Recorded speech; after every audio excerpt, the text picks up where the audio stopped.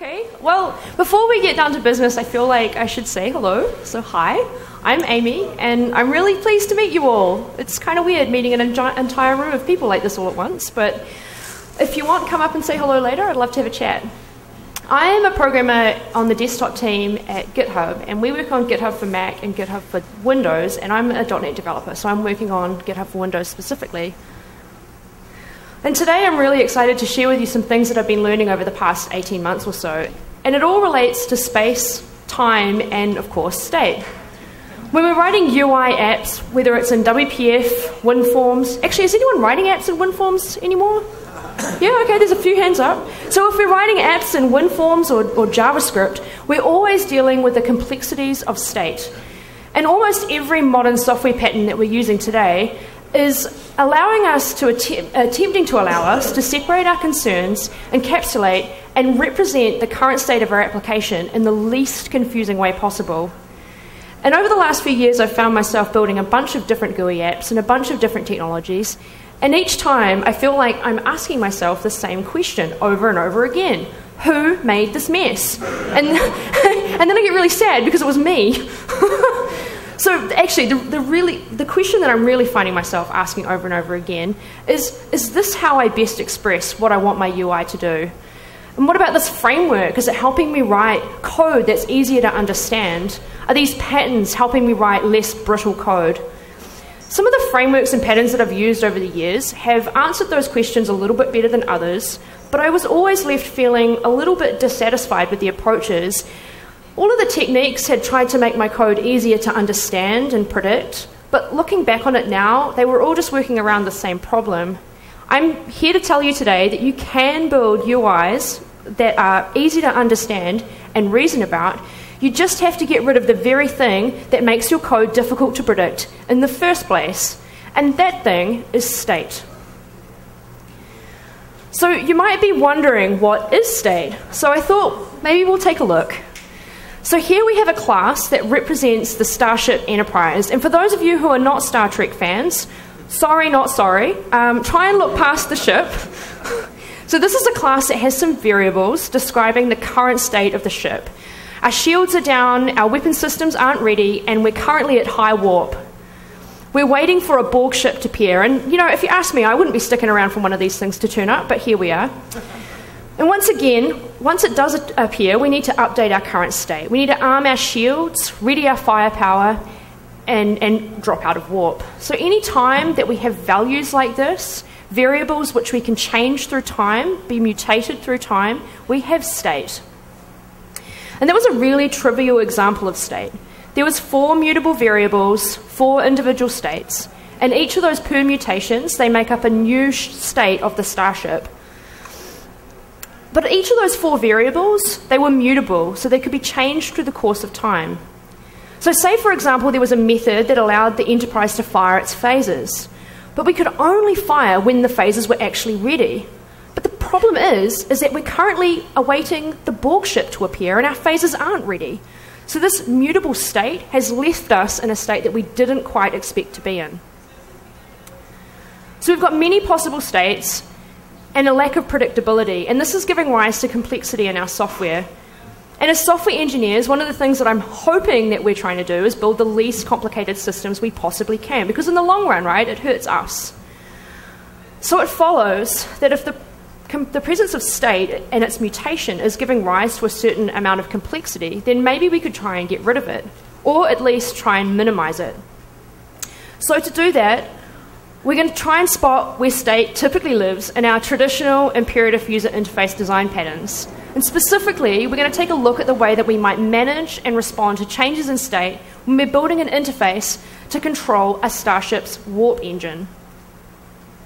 So we're going to begin by modeling our warp drive. And because this is only a 30-minute talk, I'm going to gloss over the implementation details of how a warp drive actually works and just define an interface.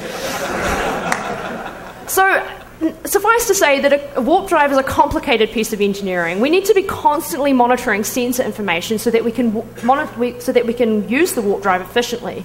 We need to know what the antimatter containment level is. We want to know how much reactive dilithium crystal we have, and we need to know whether our plasma regulators are active, right? I mean, this is important stuff. So now we're going to create a warp drive view model, which we're going to use to bind to a view of some kind. And this view model is going to need to know about our warp drive model. So we're going to take that in as a dependency. And then in the constructor, we're going to take the current state of the warp drive and assign that to our own internal fields so that we can show and bind those on the UI. So now we have two sets of state. We've got the state of the warp drive and we've got the state of our view model. So how do we make sure that we keep all of those in sync? Well, we use events, right?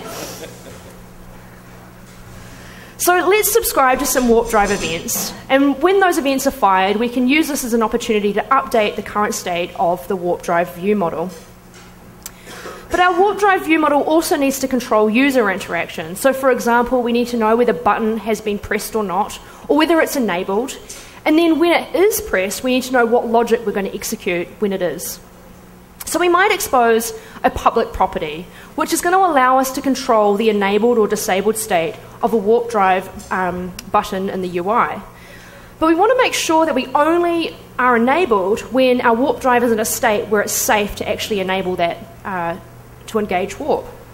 So to determine this, we're going to need to query the current state of the warp drive sensors. Is the antimatter containment level sensor reporting a status above a particular threshold? Are our regulator sensors currently active? How much dilithium crystal do we actually have? So when we're checking values of mutable state like this, generally we're doing it synchronously. We're querying, we're asking, we're pulling the current value out of a property getter. And so you can see that the direction that the data is flowing is pull. So let's keep this in mind, in the back of our mind, when we see what happens when we implement the engage warp drive button. So if all of those conditions are satisfied and the button's enabled, when it's clicked, we want to do some work to engage the warp drive. So we're going to define a method. The first thing we better do is recheck those sensor readings because it might have changed. And if that's okay, then we're going to prepare the warp drive. And if that's successful, then we can finally engage. And hopefully at this point we're at warp and we can update our current speed. But because writing software isn't hard enough, right, we have to deal with asynchrony. Servers take time to respond, file systems take time to write to, and warp drives take a very long time to prepare. I have it on good authority. So we're going to have to await this call. Okay, so let's take a bit of a pause and just check out what we've covered. We've introduced a lot of state in a lot of different places. We've got our model. It's the stateful warp engine. It defined the state of a few different sensor readings, and it had a couple of methods where we could first prepare the warp drive and then engage it into warp. And we also find that other bits of state is mutated as we call those methods, like, for example, the speed that we're currently traveling at. And then we build a stateful view model to mediate the interaction between what's happening in our model and what's expressed on our view. And it held the state of the text to display on the UI readouts and some logic to execute when the button was pressed. And one thing that I haven't mentioned yet is that our views that we're bound to are also stateful, right? Every control that we render on the screen holds some state. Is a button being hovered over? Does it need to render a new style? Is it enabled or disabled? What text is being input into this control right at this minute? And unfortunately for us, especially if we're working with frameworks like WPF, for example, this is not really state that we're going to be able to get rid of, right? This is state that we have to work around. So all of that state is being mutated through time, and because it's mutable, it makes it very difficult for us to predict the course that things might take through our application's life. We can predict some of the paths, but we can't predict them all. It's just too much to hold in our head. When reading a simple property at 2 different times in our application's life can result in 2 different values, like as a consumer, in order to be able to predict that behavior and reason about and react to those possible state changes, we need to know a lot more about the implementation than we really should. And as our state changes, we need to remain informed about those new values so that we can react to them appropriately by raising and subscribing to events. So events, they're a fantastic way of changing that paradigm a little, allowing us to be push notifications of state changes as they occur through time. So events are kind of like a postcard, right? They're snapshots in time.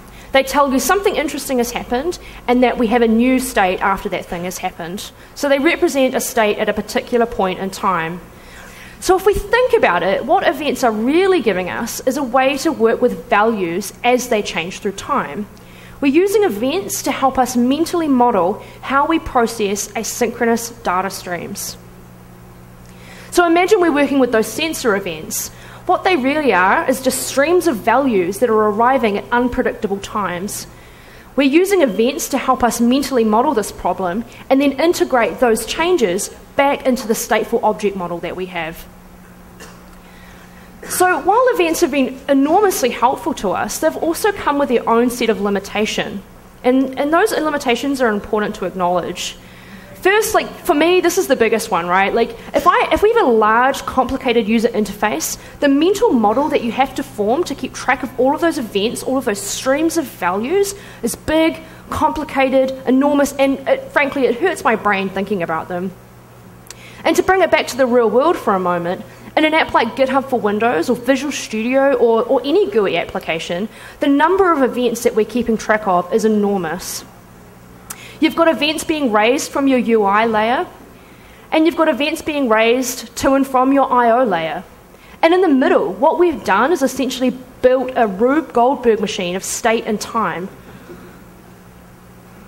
The mental model that we have is bound to what states you expect to change and when you expect them to change.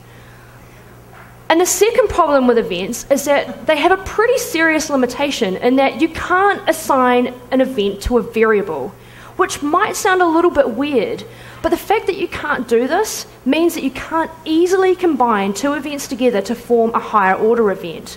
So imagine you want to know when both event A and B happens so that you can raise a new composite event, event C. Like, for example, is the warp drive engaged? And have we got new sensor readings from the tactical station to say that a ship's approaching? If that's true, then we want to raise a new event, event C. But we can't do this easily without storing more state. More state, more opportunity for mutation, more opportunity for complexity, and errors. So if we want our code to be more predictable, then perhaps we can solve this problem in a different way. If we can't avoid the state that our UI layer has, and we can't avoid the state that our I/O layer has, then perhaps we can attempt to minimize the state that we carry around in the middle.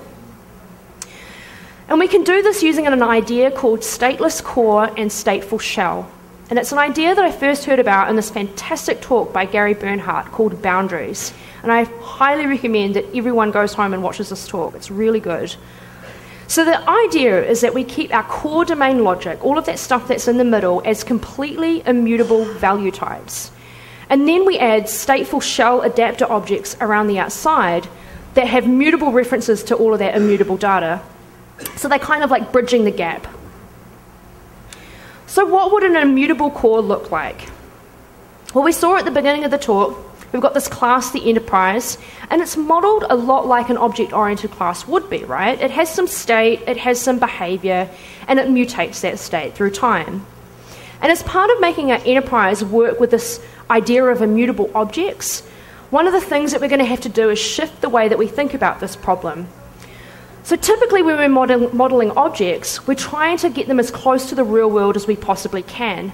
We're going to make a shift away from that, and rather than modeling the object, we're going to start to model states that the objects can be in. So we'll take all of that state that our Starship Enterprise has, and we're going to move this into a new class, a class that's first immutable, and second represents a particular state that the Starship can be in. We're going to make all of our fields private read-only fields, which means that it can only be modified at construction time, and it's about as close as we're going to get to immutability in C#.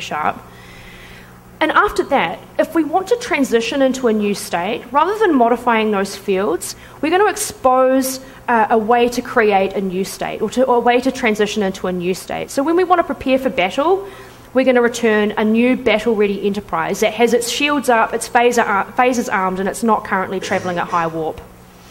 And what this means is when we're interacting with these states, we're working with immutable objects that are in states that we entirely expect them to be in. At state 1, we're at warp, the Borg ship approaches, we prepare ourselves for battle, and then suddenly we can fire. So it's a lot like the way strings work in .NET. When you concatenate or modify strings, you never get the original one back, you always get a brand new one. So this dramatically simplifies programming because it's simplifying our mental model, because all of the allowable states in a system become values in the system. So in addition to pure, immutable value types, another thing we can do is introduce this idea of pure algorithms or pure functions. And this is another great way to help us eliminate state and introduce predictability into our software. So here's two simple examples of what a pure function might look like. Both of those functions are always going to return the exact same output for the same set of inputs. These functions are predictable and contain within them zero state mutation. Contrasting that to an impure function, where the output is entirely dependent on this mutable field warp count. It makes it very difficult for us to predict and reason about the possible outputs for a given set of inputs. We can chain these pure functions together using link to create higher order pipelines that have no side effects. So here's a class, the damage sweeper. And if you've ever watched an episode of Star Trek, the captain asks for a damage report at least once per episode, hopefully twice, because that's an awesome episode. And I have it on pretty good authority that this is the exact code that they use when they sweep the ship for damage. So it's a pure function that uses link to operate on an enumerable of decks. It flattens those decks out to get each of the sections of the ship, then calls a pure function to determine the damage, and then transforms that into another immutable type that it describes the damaged sections of the ship. So now the question is how do we bridge the gap? How do we bridge the gap between our stateless core and our stateful shell using pure functions and immutable objects? Both the UI layer and the IO layer are raising events in different orders to our stateless core. So we really need to know how we're going to be able to respond to those events in a stateless fashion. So the essence of this question is, how can we statelessly react to events in real time? The wonderful thing is with reactive extensions, we can combine our knowledge of link and our knowledge of pure stateless functions and apply those to asynchronous event streams. So reactive extensions can be loosely described as link to asynchronous data streams or link to events that haven't happened yet. I literally feel like a time traveler when I'm working with reactive extensions. This is my face at my computer every single day. So for example, if we were to take this damage sweeper and we were to make it work with deck reports as they arrive. And if we think about it, it's a little closer to the way that a starship would actually work, right? If we were to ask all of the decks for their damage reports, they would respond independently and they would respond asynchronously. And we want to be able to determine the damage as the reports come in. So we can make this pure function work with observable streams of events. So now what we have is a function that transforms events as they arrive. We don't have to wait for the deck reports to come in. We can sweep the ship for damage completely asynchronously. So how would we take this idea and apply it to transforming events being raised from our stateful shell? How do we interact with an I/O layer that's often very stateful? So for example, perhaps we're interacting with a file system. In GitHub for Windows, our I/O layer is primarily the Git object database. And in a warp drive of a starship, some of the I/O comes from low-level sensor drivers. So here we can see a sensor driver that is able to raise an event each time it detects a new sensor reading. And there's a couple of ways that we could integrate this into our stateless core, and I thought I'd show you just one of them. So if our low-level object is raising events like this, the sensor, we can convert these into observable streams of values by wrapping this in an adapter object of some kind. So we'll create that adapter object, an RX sensor adapter, if you will, and it's going to take that sensor driver, that low-level sensor driver, in as a dependency. From there, we can expose an observable stream of sensor outputs. And we do this by using a helper, a reactive extensions helper called from_event_pattern. And this allows us to teach reactive extensions to convert this events being raised on sensor reading into a stream of values that we can then work with reactively. So once we've done this, we're able to transform that stream of values as they arrive into a new object, sensor output, and this is an immutable object. Then these selects are executed as the sensor readings, as the events are being raised. To interact with that event stream, it's as simple as creating an adapter object, wrapping that grabs that sensor driver, and then subscribing to the notifications of the sensor outputs. So each time we receive a new notification, we're able to print to the console in real time what that value is.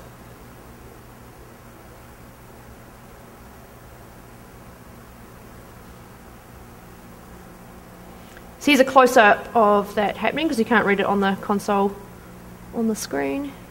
That's happening in real time. Those are real sensor readings, by the way. That's how a warp drive works, just incrementing values. Yep. We can then use link to filter out and select only the values, the events that we're interested in. So for example, perhaps we want to know if the value is even, and then if it is, we want to transform that into a new value, times it by 100. So if we reach back into our minds, and remember when we built that warp drive model and its view model, it had a ton of state and a ton of mutation. Could we express the same problem using reactive extensions? So let's make this warp drive an observable one. We'll take all of those properties and make each of them return an observable integer of an observable stream of integers. But I think we can actually go one further and make it return a sensor output. Let's be explicit about what that integer actually means. And remember our warp drive view model? Let's pass in our newly reactive warp drive as a dependency. And then using reactive extensions, we can automatically update our UI based on the sensor reading events as they arrive by subscribing to those signals. Our view model contained a property which controlled the enabled or disabled state of a button. Using reactive extensions, we can combine the sensor outputs from different event streams to produce an entirely new event stream, allowing us to react to the sensor readings in real time. So we can combine the event stream of antimatter sensors events arriving with the event stream of dilithium crystal levels. And in real time produce a new set of events that allows us to describe whether or not we're at the threshold for warp. So we can create a new immutable value type that takes two sensor readings and exposes one public method that allows us to determine whether we're running within normal parameters for those particular sensor outputs. So this is an immutable object with one pure function. And using some of the inbuilt RX operators, we can combine the last seen values from the antimatter sensor with the last known value of the dilithium crystal sensor, and we can transform that into a new composite stream of warp drive threshold events. So what this is doing is when either one of those sensor outputs produces an event, it's going to take the last known value from the other to produce a new event stream. So from there, enabling the warp drive button is really simple. We're able to subscribe to that new composite event stream in our view model. If we're able to take that and then select out whether or not we're running within normal parameters, we can then use the result of that to describe whether or not our button is enabled or not. And last but not least, let's express engaging warp as a pipeline of immutable and pure functions. So we're going to scroll down till we find the placeholder method. Engage warp. So the first thing we need to do is prepare the warp drive. Now this prepare method is going to return an immutable prepared warp drive. So we're not mutating the state of a warp drive, we're just transitioning into a new state. From there we can engage the warp drive and then update our current speed on the UI. Now another way that we could do this is this current speed object could be pumping out events as well. So we could wire up in our constructor another subscription to update that speed independently of this function. So there you have it.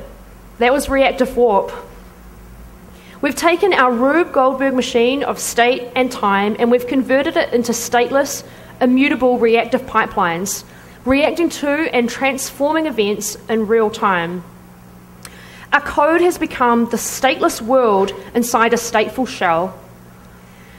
And immutability and pure functions have helped us minimize the amount of state that we lug around with us. We've reduced the complexity and the unpredictability of our UI. And using reactive extensions, we can apply these ideas to events as they occur in real time. If you're interested in diving deeper into this idea of statelessness, I'd recommend that you watch this talk that I mentioned earlier. You can find it on Destroy All Software. And if you're interested in diving deeper into reactive extensions, I'm currently doing a screencast on reactive extensions. There's one episode up, and there'll be another episode up later in the week. So thank you very much for coming to listen to this talk. I'm Amy, and you're awesome.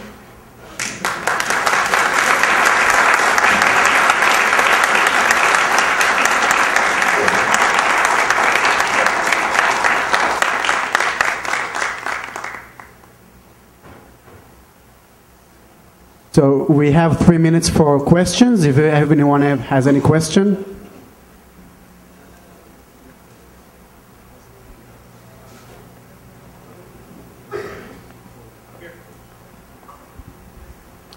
Hi. It should be on. All right. So the immutable object pattern. One of the things that we struggle with is, kind of creating the number of classes, because when you have state, it kind of starts to combine, and the number of states explode very quickly. So it becomes easy. There's a pressure there to put the mutable state in something and just kind of pass that around. And the alternatives are like code gen or just writing a bunch of code yourself. So I'm wondering if you have any insight into how to manage that explosion. I mean, other than creating a lot of classes and dealing with the thing that you talked about of that explosion of state, I mean, I'm not really sure of what the best ways are to manage that. I mean, I guess one way you could manage it is create containers of state, right? So like subsystems within systems, if that makes sense. So you're only exposing the states that you really need to interact with, but you still have the state, right? So I guess the answer to that would be stateless, which is not very helpful to you if you have state. Sorry. There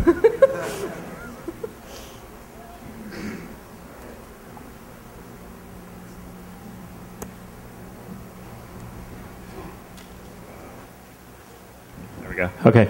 Any more questions? We've got time for maybe one more.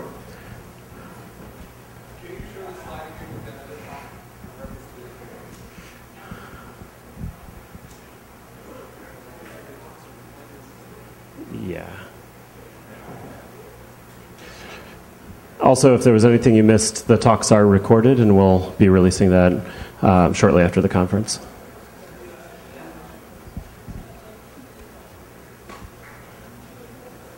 All right. Well, thanks so much, Amy. Yeah, we're going to break for another 10 minutes or so, and then we'll be back with a couple more talks. So stretch your legs.